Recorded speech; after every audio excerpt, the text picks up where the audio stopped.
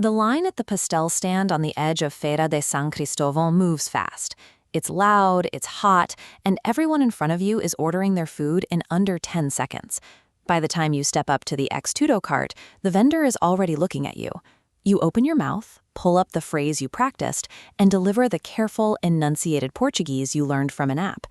The vendor smiles politely, answers in an absolute blur, and you spend the next 30 seconds asking him to repeat himself while the line backs up behind you.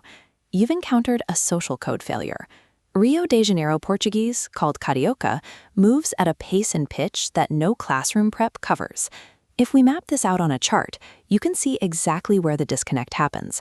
Up here in the high formality, high friction zone, you have your textbook phrases. They are grammatically perfect, but they signal you need to be handled carefully. That breaks the line's rhythm. Down here in the low formality, low friction zone, you have local slang, short, blunt commands that perfectly match the vendor's pace. A Carioca street food transaction takes about 20 seconds from start to finish. If you want to walk away with exactly what you asked for and get treated like a regular, you have to hit that exact timeline. That 20-second window breaks down into 5 distinct stages. Stage 1 is the approach.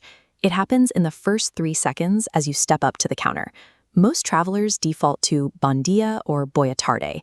These are perfectly polite, but at a buzzing street stand, they sound like you're greeting a bank teller.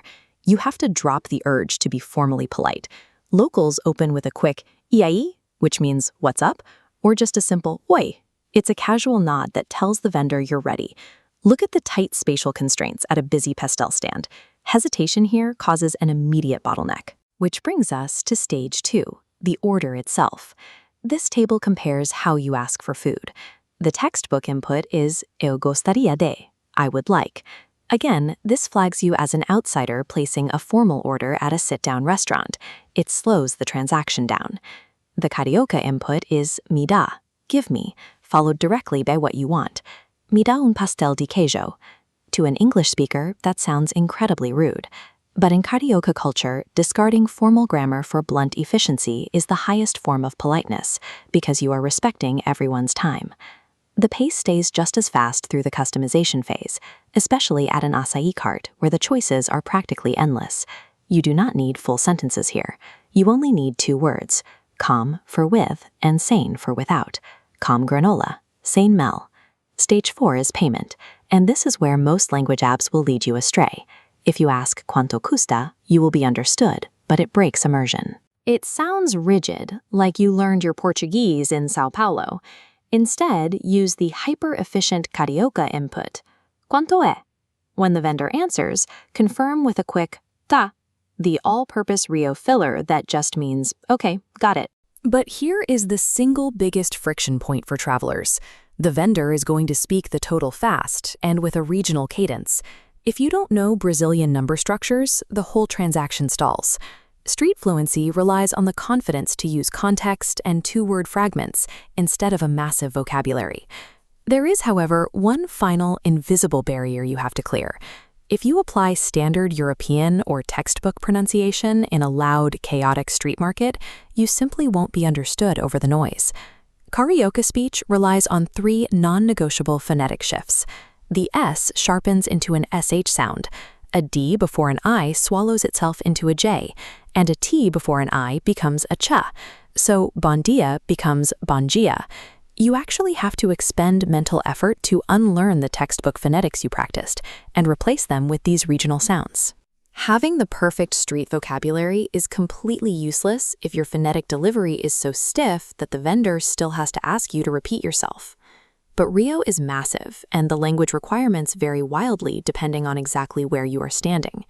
If we chart this out by neighborhood, you can see exactly how much effort you need to expend. Down in the Leblon and Ipanema zone, vendors are used to tourists. The pace is relaxed. Textbook Portuguese and English backups are perfectly tolerated.